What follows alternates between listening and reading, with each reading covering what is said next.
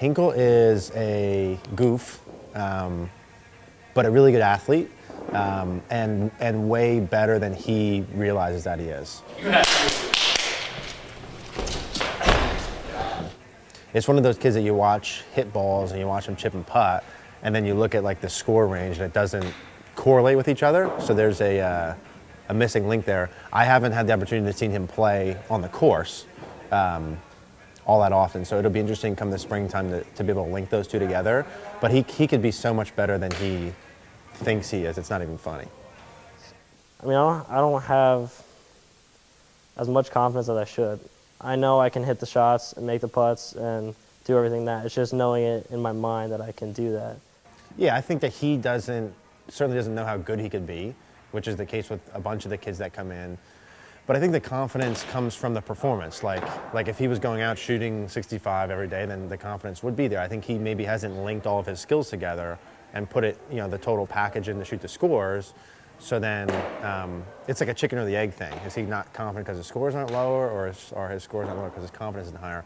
But definitely he has better skill sets than he kind of puts off. Like he doesn't know how good. I watch him swing sometimes or hit shots. I'm like, dude, like how?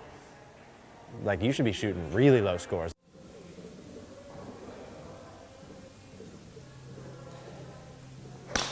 Yeah, good. Monty. Good. That's perfect. Hinkle, you could be a freaking phenom. Doesn't even know it.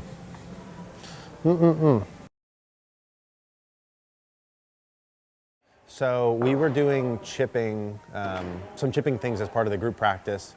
And the first part of the practice is that there's a block mechanical station. So again, him being new with the group, like I haven't had a ton of one-on-one time with him to do the mechanics, so this is all new for him. But there's things that pop up with contact, meaning he hits some fat and some thin. And if I just got done, like his eye-hand coordination is super good. He's a good athlete, so hitting a chip shot solid with a very short swing should not be that big of a problem. But he has a couple fundamental setup things that are off that cause that. Primarily, just like almost everyone else, they get too closed off with their chest and their shoulders and kind of swing too far in and out. Both of those things put the low point where the club hits the ground too far behind the ball. And then especially for someone who's played sports their whole life and who's athletic, and then you start hitting these little tiny chip shots, fat and thin, it's like, this is kind of ridiculous. But it's such a small little piece. So we were just going over some of the setup things that we had talked about before, and like everyone else, they go back to old habits. So I was watching him chip a couple, and he hit behind a couple of them. Same thing, shoulders too closed, chest too far behind the ball, and then getting too far in and out. Can you do one from here, Mr. Hinkle, please? How was school? Yeah, boring. Boring? Let's do one up here so I can stand behind you. You going to which one? Yellow flag?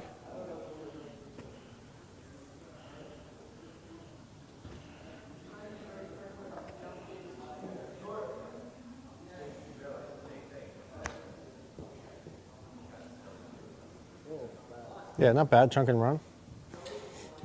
What pieces are you going to look at if you start getting behind the ball? Which are? Things you said yesterday. Good. Cool. Yeah. You may be able to do this to keep it like so it doesn't feel weird. It's just even if you kind of just like go chest a little more forward and get a little bit more outside, because that won't feel like completely awkward. Yeah, those are just little minor things. You know what I'm saying? Yeah. That way it's like not super goofy for you. I would do some of these too, Hinkle. Coming from someone who has some chipping problems, to learn how to again, eliminating the fat shots is all about learning how to use the bounce, right? It's the only like fucking fail-safe thing. Like I can eliminate all bad contact if you use it right. And those are the pieces we talked about. Club head a little more up, a little more up with your upper body, and then a little bit more kind of in front of you. But what I would do, how about staying right here for me? What I would do too at some of your warm-ups, maybe not into the net because I don't know if Bob would like it, but if you do some right arm onlys, so if I take a normal setup, the best way to learn how to use the bounce is to learn how to chip well with right arm only. Did you like dull that out? This is an old I need to know. So I would take my normal setup, open my club face a little bit, and then if I can learn how to hit it well with just my right arm, the things that go along with that go along with using the bounce, which mean good contact, meaning I got to be able to release the club some amount, and I need to turn my chest through.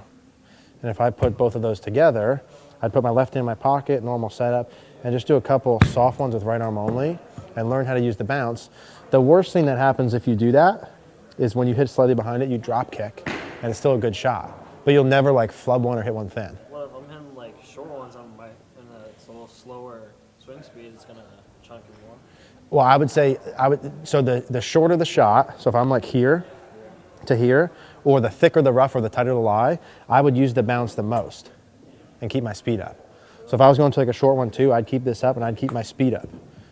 Now I thin that one a little bit, but you see what I'm saying? I would go short and keep my speed up instead of doing a little slow one like this. Like to me, your normal short one's probably more like this. Right? I want you thudding the ground instead of trying to just clip the grass. See the difference between that? Like I can do like this, and I can clip the grass and hit a chip. I want you to thud, more like a bunker. When you come down here and you hit a basic pitch shot, I want there to be thud there, that you can hear it. That make sense? Yeah. Let me see you do it right arm only. Towards the thing or Yeah. through the hole? Wait till Zach moves just in case you kill somebody. So we do like thud? Yep, I want just right arm only. So do a practice one with just your right arm. Cool. Club face slightly open. That's it. When you do your block station, just throw in like 10 of these as a warm-up. So I gotta hit behind that one a little bit. Yeah, so if you hit behind it, there's one of two things happen. One, you got too far inside, or two, you didn't rotate your chest enough. Good, so you need to rotate your chest more. Like from the start or like coming through? Coming through. It's like my swing yesterday when we were like that. Basically, yeah. Okay. Should start a little open or just Start open, then open it more. That's it. Alright, now I Yeah, yeah.